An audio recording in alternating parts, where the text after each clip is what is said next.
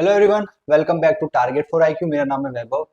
एक तरफ जहां हमारे देश में वक्फ अमेंडमेंट बिल पास होने जा रहा है, लोकसभा से पास हो चुका है, राज्यसभा में आज बातें होंगी, डिबेट होगी, राज्यसभा में भी ये पास हो सकता है। वहीं दूसरी तरफ हमें ये खबर सुनने को मिल रही है कि हमारे देश के जो प्रधानमंत्री हैं श्री नरेंद्र मोदी जी, ये संन्यास लेने वाले हैं, यानी रिटायरमेंट लेने वाले हैं।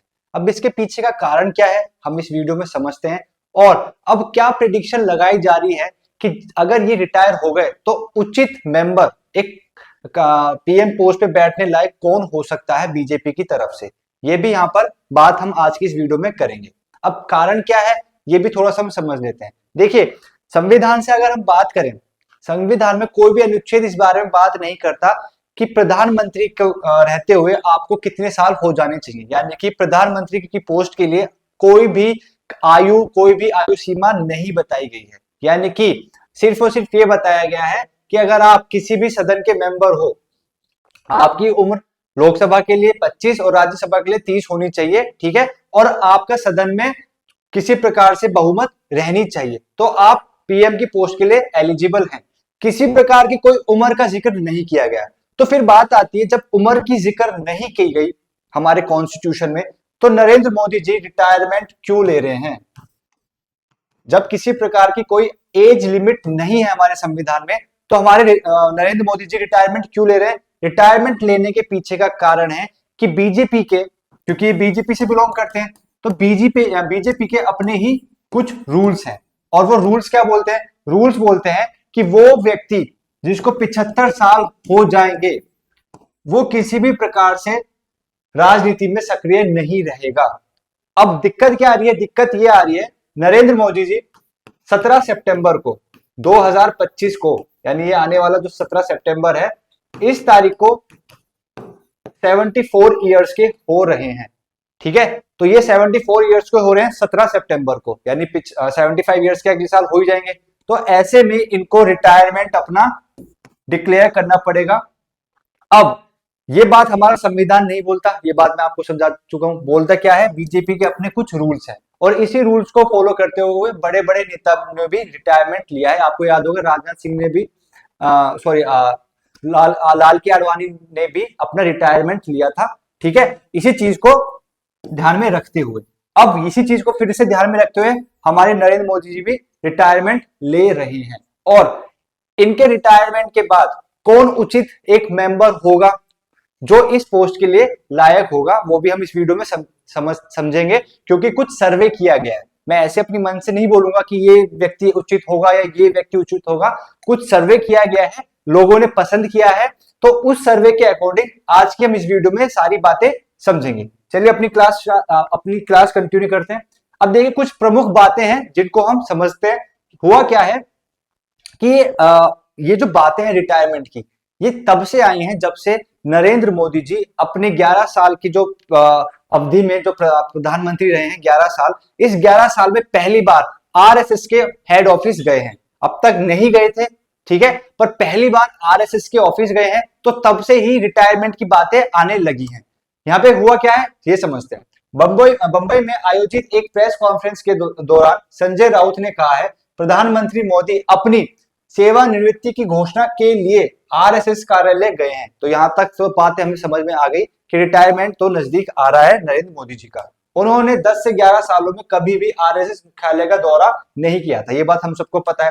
तो पहली बार कर रहे हैं, तो इट मींस कोई बड़ी ही बात होगी, और रिटायरमेंट से बड़ी और क्या बात हो सकती है। आरएसएस अब प्रधानमंत्री नरेंद्र मोदी के उत्तराधिकार की खोज कर रहा है, और यह उत्तराधिकारी महाराष्ट्र से होगा। तो यहाँ पे भी बोला गया है कि आरएसएस के द्वारा जो भी उत्तराधिकारी सर्च किया जा रहा है, वो हो सकता है कि महाराष्ट्र से ही हो। अब जरूरी नहीं है कि होगा ही होगा, बातें हो रही है, एक प्रिजम्पशन की जा रही है, राइट। इसी मुद्दे पर चर्चा के लिए प्रधानमंत्री मोदी ने नागपुर बुलाया गया था, ठीक है, और बंद कमरे में ये बातचीत करी गई है। चलिए, पीएम मोदी की नागपुर यात्रा के कुछ महत्व देख लेते हैं, समझ लेते हैं। प्रधानमंत्री बनने के बाद नरेंद्र मोदी ने पहली बार आरएसएस के नागपुर स्थित मुख्यालय का दौरा किया था। यह यात्रा आरएसएस की स्थापना के 100वें वर्ष पूरे होने के उपलक्ष्य में आयोजित कार्यक्रम से जुड़ी थी, जिसमें उन्हें प्रमुख संघ के प्रमुख है मोहन भागवत के द्वारा बुलाया गया था और वहां पे मंच को साझा किया गया था। वे ऐसा करने वाले भारत के दूसरे मौजूदा प्रधानमंत्री बने हैं, यानी आरएसएस हेड ऑफिस पहुंचने वाले ये दूसरे प्रधानमंत्री। पहले कौन थे हमारे? पहले प्रधानमंत्री थे हमारे प्रधानमंत्री अटल बिहारी वाजपेयी जी। चलिए अब स्मृति मंदिर और दीक्षांत भूमि का दौरा। यहाँ पे क्या हुआ था, जब आरएसएस मुख्यालय गए तो उन्होंने कुछ चीजें भी करी हैं, और वो चीजें क्या करी हैं आइए समझते हैं। आरएसएस के संस्थापक डॉक्टर केशव बलिराम हेडगेवर और उनके उत्तराधिकारी एमएस गोलवलकर का स्मारक स्थल किया था, वहां का दौरा किया था। इसके अलावा उन्होंने दीक्षा भूमि का भी दौरा किया है, जहां डॉक्टर BR अम्बेडकर और उनके अनुयायियों के 1956 में बौद्ध धर्म ने अपनाया था। राइट, अब विकास परियोजनाओं की भी आधारशिला रखी है नरेंद्र मोदी जी ने। अब कौन सी रखी है वो भी समझ लेते हैं एक बार। प्रधानमंत्री ने नागपुर में माधव नेत्रालय प्रीमियम सेंटर भवन की आधारशिला रखी। इसके अलावा उन्होंने solar defence and aerospace limited की गोला बारूद सुविधा का भी दौरा किया। भाजपा और आरएसएस के संबंधों में मजबूती आएगी, ये अड़चनें लगाई जा रही है कि अभी तक कहीं कहीं जो मजबूती थी उसको और अच्छे मजबूती रिलेशन और अच्छे करने के लिए ये दौरा किया गया। और साथ ही साथ जो रिटायरमेंट का ऑर्डर है, रिटायरमेंट की जो डिक्लेरेशन है वो भी करेंगे, और उसके साथ साथ कौन उत्तराधिकारी बनेगा उसकी भी कहीं ना कहीं ये बातें आरएसएस हेड ऑफिस में जरूर नरेंद्र मोदी जी के साथ बातें हुई होंगी। अब प्रधानमंत्री ने राष्ट्रीय स्वयंसेवक संघ के बारे में कुछ कहा, यानी कि आरएसएस के बारे में नरेंद्र मोदी जी ने कुछ चीज कही थी जब वहां पर नागपुर में ये दौरा करने के लिए गए थे। प्रधानमंत्री नरेंद्र मोदी ने नागपुर में राष्ट्रीय स्वयंसेवक संघ, जिसे हम आरएसएस के नाम से जानते हैं, की भूमिका की सराहना करते हुए इसे भारत की अमर संस्कृति और आधुनिकीकरण का वट वृक्ष बताया है। इसके साथ साथ उन्होंने संघ के योगदान को रेखांकित करते हुए कहा कि आरएसएस सेवा और राष्ट्र निर्माण का प्रतीक है। ठीक है, चलिए आगे बढ़ते हैं। पीएम मोदी ने कहा है कि संघ के स्वयंसेवक पूरे देश में बिना किसी स्वार्थ के काम कर रहे हैं, यानी कि जो भी लोग आरएसएस से जुड़े हुए हैं वो बिना किसी स्वार्थ के आरएसएस की जो भी ऑब्जेक्टिव्स हैं, जो भी उद्देश्य हैं, उसको अच्छे से कर रहे हैं। आरएसएस न केवल परंपराओं को बनाए रखता है बल्कि समाज को आधुनिकता के साथ जोड़ने का भी कार्य करता है। संघ समाज के विभिन्न वर्गों को जोड़ने और राष्ट्र को सशक्त बनाने के महत्वपूर्ण भूमिका निभा रहा है। ये कुछ बातें हैं जो हमारे प्रधानमंत्री जी द्वारा कही गई है। अब कौन हो सकते हैं प्रधानमंत्री नरेंद्र मोदी के उत्तराधिकारी, और ये सबसे ज्यादा डिबेटेबल क्वेश्चन है कि अब नरेंद्र मोदी हट जाएंगे तो उनकी जगह कौन ले सकता है। देखिए प्रेडिक्शन की अगर मैं बात करूं तो प्रेडिक्शन दो ही लोगों की ज्यादा की जा रही है। अब बीजेपी सरकार है, ये एंड मूवमेंट पे कुछ भी कर देती है, ये हम सबको पता है, बट जब भी लोग अपनी प्रिडिक्शंस लगा रहे हैं उस प्रिडिक्शन के बारे में ही बात कर लेते हैं। इंडिया टुडे के मूड ऑफ द नेशन के दौरान जब उन्होंने सर्वे किया था तो सर्वे के दौरान जो उत्तराधिकारी की बात की जा रही है वो दो ही व्यक्ति की जा रही है। एक तो हमारे अमित शाह जी हो गए, राइट, और दूसरे योगी आदित्यनाथ जी के बारे में बात की जा रही है कि ये ही दो उचित उत्तराधिकारी हम सबको लग रहे हैं। अब आगे बढ़े तो आगे जब सर्वे हुआ था उसके जो नतीजे निकले, यानी कि पहली प्रायोरिटी किसको दी गई? पहली प्रायोरिटी दी गई अमित शाह जी को। 26.8% लोगों ने उन्हें अगला प्रधानमंत्री बनने का समर्थन दिया है। ये जो सर्वे किया गया था ये सर्वे के ही कुछ रिपोर्ट्स हैं। वहीं हम योगी आदित्यनाथ की बात करें तो 25.3% लोगों ने उन्हें पीएम पद के लिए पसंद किया है। उसके बाद तीसरे नंबर के जो कैंडिडेट है वो है नितिन गडकरी। 14.6% लोगों ने उन्हें चुना है, तो ये भी एक अच्छे कैंडिडेट हो सकते हैं। नितिन गडकरी भी अपने ही क्षेत्र में बढ़िया काम कर रहे हैं, अच्छे हाईवे सब कुछ बढ़िया कर रहे हैं, काफी इंटेलिजेंट है ये लीडर। राजनाथ सिंह, इनकी देखिए थोड़ी पॉपुलैरिटी उस हिसाब से थोड़ी कम है, 5.5% ही लोग इन्हें समर्थ कर रहे हैं, मतलब सपोर्ट कर रहे हैं। उसके बाद शिवराज सिंह चौहान जिनको 3.2% लोगों ने ही पसंद किया। अब देखिए सर्वे के अकॉर्डिंग अगर बात करें तो जो कैंडिडेट हमें दिख रहे हैं वो ये टॉप 3 हैं, अमित शाह जी, योगी आदित्यनाथ जी और नितिन गडकरी। ठीक लास्ट के जो दो है राजनाथ सिंह और शिवराज सिंह चौहान, इनकी थोड़ी पॉसिबिलिटी कम लग रही है, बट अगेन मैंने बोला है कि बीजेपी सरकार है, ये एंड मोमेंट पे कुछ भी कर सकती है, पता चले राजनाथ सिंह जी को या शिवराज सिंह जी को बना दे, बट जब भी अगर हम बात करें तो पॉसिबिलिटी कुछ हद तक कम ही है। अब चलिए क्या संकेत मिलते हैं उस बारे में हम जान लेते हैं। अमित शाह जी की जो बढ़त है वो किस बेसिस पे, उसको समझते हैं। बीजेपी के रणनीतिकार और केंद्रीय गृह मंत्री होने के कारण उनका प्रभाव काफी मजबूत है। अब देखिए ये बात तो हमें पता है कि बीजेपी में जो किसी भी कोई भी पॉलिसीज बनती है, कोई भी रूल्स बनते हैं, स्ट्रक्चर्स बनते हैं, तो कहीं ना कहीं उनमें अमित शाह जी का रोल जरूर देखा जाता है, राइट। तो इसी वजह से इनकी जो सपोर्ट किया जा रहा है, इनको जो फर्स्ट रैंक दी गई है वो इसी बेसिस पे दी गई है। और कहीं ना कहीं देखिए बीजेपी के जो चाणक्य कहे जाते हैं वो अमित शाह जी कहते हैं, तो हो सकता है अमित शाह आपको अगले प्रधानमंत्री देखने को मिल जाए। दूसरी तरफ हम बात करते हैं योगी आदित्यनाथ की लोकप्रियता इतनी क्यों है, तो देखिए उत्तर प्रदेश के चीफ मिनिस्टर हैं, काफी लोकप्रिय है, ठीक है, अपने कामों की वजह से। आपको ये भी पता होगा इनका बुलडोजर एक्शन काफी फेमस है, ठीक, और काम भी किया है। मैं ये नहीं कह रहा कि बुलडोजर एक्शन चलता है तो काम नहीं हुआ है, काम हुआ है। लोगों ने करप्शन तो खैर दूर की बात, अभी हम करप्शन में आएंगे।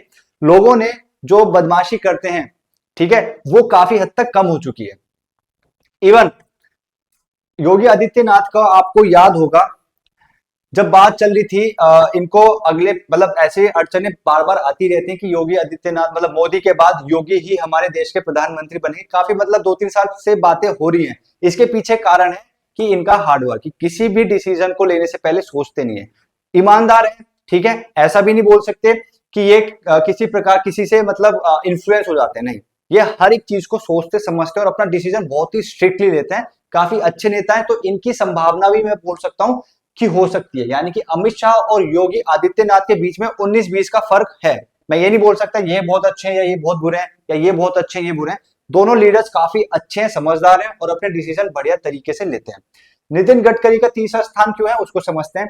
उनकी कार्यशैली और विकास योजनाओं की वजह से वे भी एक संभावित विकल्प हो सकते हैं। तो मैंने बोला था ना कि इंटेलिजेंट लीडर है, अपना मतलब इनका जो विजन है वो काफी अच्छा है, क्लियर विजन है, तो ये भी एक अच्छा ऑप्शन हो सकता है अगर हम प्रधानमंत्री पोस्ट के लिए बात करें तो। अब कुछ आरएसएस के बारे में जान लेते हैं। तो आरएसएस क्या है, एक प्रमुख हिंदू राष्ट्रवादी संगठन है, ठीक है, किसी भी प्रकार से ये संगठन कहीं पे भी रजिस्टर्ड नहीं है, ठीक है। आरएसएस पे देखिए बार बार ना क्वेश्चन मार्क लगते रहते हैं, इन पे आरोप लगते रहते हैं। इवन जो हमारे देश के फादर ऑफ द नेशन है, ठीक है, महात्मा गांधी, इनको मारने के पीछे भी आरोप आरएसएस पे लगे हैं। बोला गया है कि आरएसएस ने ही हमारे देश के जो महात्मा गांधी जी थे उनको आरएसएस के द्वारा ही मरवाया गया, ये भी आरोप लग चुके हैं। और जब ये आरोप लगे थे ना तो इनको बैन कर दिया गया था, आरएसएस जो है इसको बैन कर दिया गया था, पर बाद में चल के ये चीजें आई। अब बीजेपी, एक आरोप ये भी लगता रहता है कि बीजेपी इक्वल्स टू आरएसएस, यानी आरएसएस ने जो डिसीजन ले लिया बीजेपी को वो ही करना पड़ेगा, इस प्रकार के भी आरोप लगते ही रहते हैं।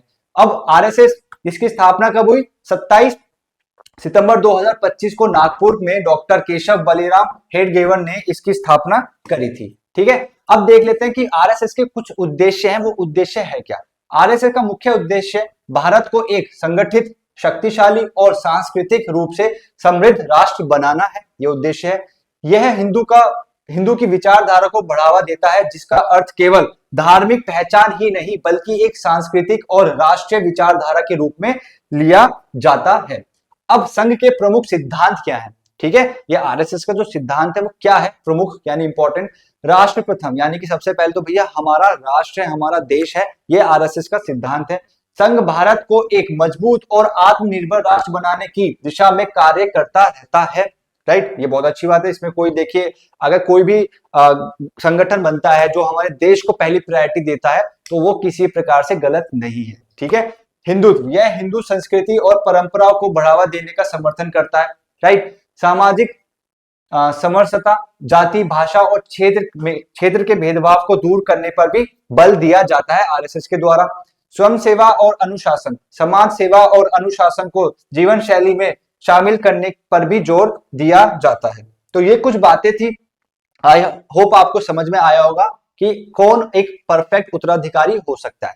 बट हम सिर्फ एक अनुमान ही लगा सकते हैं कि पीएम मोदी के बाद कौन हो सकता है अगला पीएम। जहां तक उम्मीद है देखिए बात तो की जा सकती है योगी की भी और की जा सकती है अमित शाह की भी, बट बाद में बीजेपी सरकार अपना परफेक्ट स्ट्रोक खेल के कोई एक परफेक्ट ही कैंडिडेट लाने की ये लोग सोचेंगे। जहां तक बात की गई आरएसएस के द्वारा, क्योंकि आरएसएस ने क्या कहा है कि अगला पीएम हमारा महाराष्ट्र से ही होगा।